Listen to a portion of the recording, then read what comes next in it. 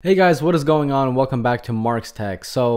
If you were even on the internet yesterday, your page was most likely flooded with the OnePlus 8 and OnePlus 8 Pro like mine was. It seems that many people, like 90% of people, are not really happy with the pricing of these two new phones, and I completely understand it. You know, as a tech reviewer, I spent a lot of money on this channel. If I told you guys how much money I spent last year on this YouTube channel, you would probably cry, because I know I did. So of course I wish the OnePlus 8 and OnePlus 8 Pro were a bit cheaper, but it doesn't mean that it doesn't make sense, because it kind of does make sense. So let's talk about it.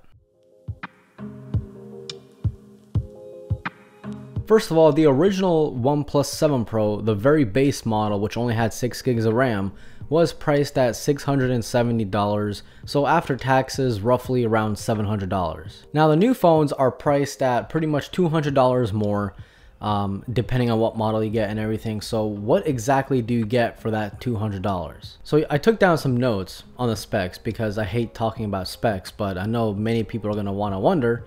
So okay, so for the extra 200 bucks, you're getting a Snapdragon 865 over the 855, which, I mean, listen man, the 855 is still a beast. So going to the 865, it's not like you will see a massive difference.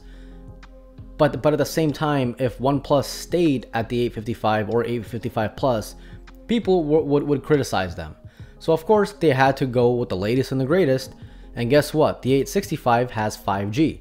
Not only does it have 5G, but you have to have 5G. You cannot get that chipset without 5G, and as we all know, 5G costs way more money than LTE. So that's one of the reasons why the price increase. So you get the 865, you get 5G, you get 8 gigs of RAM base instead of 6 gigs of RAM base. You get a massively upgraded camera, which is pretty damn good enough.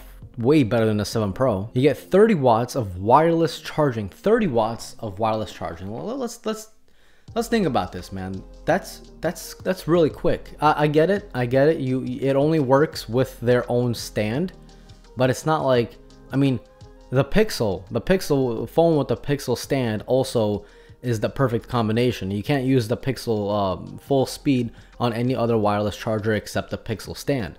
So OnePlus is doing pretty much the same thing.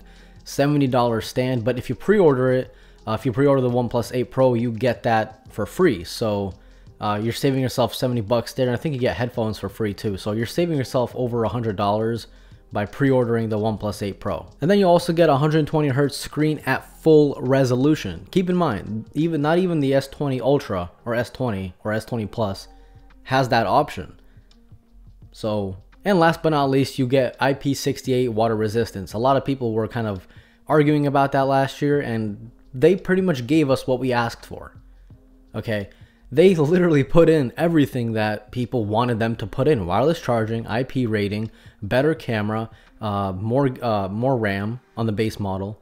And guess what? All that costs money. Is that a shocker? No, because most of that price increase is because of the 865 chipset, is because of that 5G. Again, I'm not praising them for these prices. I'm not really too happy about it either, but it makes sense. But the reason why I'm not really feeling it this year as it was last year is because if you've seen my videos on the OnePlus 7T and OnePlus 7 Pro, you would know that I loved those phones tremendously. They were fantastic because they had the perfect performance to price to satisfaction ratio. These were amazing phones, powerful phones for a great solid price, and that kind of added on to the wow factor of getting those phones. But now I can't really be wowed at OnePlus because their phones are basically $1,000. So when you buy $1,000 phone, you can't really be excited about what it can do, because for the price,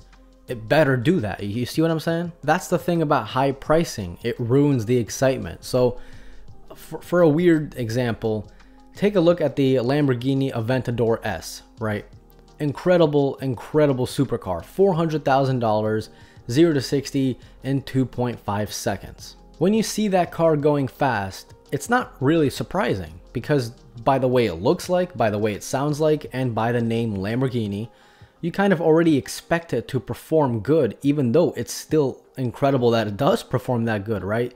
But it's the thought process that makes you like, oh, well, yeah, duh, it's a Lamborghini. Of course it's going to go quick. But now take a look at the Tesla Model S P100D that costs like around 125,000 and does a 0 to 60 in 2.3 seconds. That is 0.2 seconds faster than the almost $500,000 Lamborghini, and it looks like this. So obviously that is going to have a much bigger wow factor because you just weren't expecting it, right? That's kind of similar to what OnePlus was. OnePlus was like the Tesla. It didn't really look that crazy. It didn't, I mean, they came out of nowhere really. Not many people knew about OnePlus, but it performed damn good at a much lower cost. But now, since they did price themselves pretty much like the Lamborghini, right? It's not really surprising anymore. Like, there's not much that they can do in $1,000 phone for us to go, whoa, that's crazy. I mean, what? The new iPhone is going to have a LiDAR detector or a LiDAR camera. Okay. How's that going to help me? You know, like, what? Okay, I'm going to measure couches in my room. Like, this is the whole point of pricing phones too high, is that it ruins the excitement, and you kind of almost expect it to perform good, even though it's still good that it does, but it takes away from the fun. I mean, look at the Pixel 3a. If you guys have seen that video that I did, the Pixel 3a was a fantastic phone, and it was only like $400, but it performed pretty damn good for the specs that it has. But you also got that flagship camera in a $400 phone.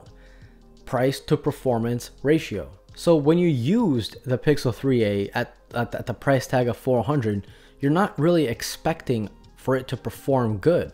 So whenever it does perform good, you're like, oh damn, this is awesome, right? Bingo. And that's unfortunately why I think OnePlus is just becoming another flagship. They used to be a flagship killer, at least that's what many people kind of named them after, a flagship killer. But now they're just the flagship. Even the slogan "never settle" doesn't even make any sense anymore, because they have settled. They have settled on being a flagship. Is the OnePlus 8 Pro a fantastic phone? Yeah, it's a great, fantastic phone.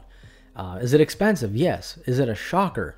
Not really. It makes sense. For the specs that it has, it makes sense. Either way, guys, that's kind of all I wanted to talk about today. Of course, I'm going to buy the phone. What am I going to do, not buy it? Yeah, I'm going to buy the phone. I'm going to review it. Maybe it'll change my mind. But I want to know what you guys think about the OnePlus 8 and OnePlus 8 Pro. Did you guys, like, do you guys understand that price tag? Or if you don't, at what price tag do you want it to be? Alright guys, this was Mark from Mark's Tech. Adios.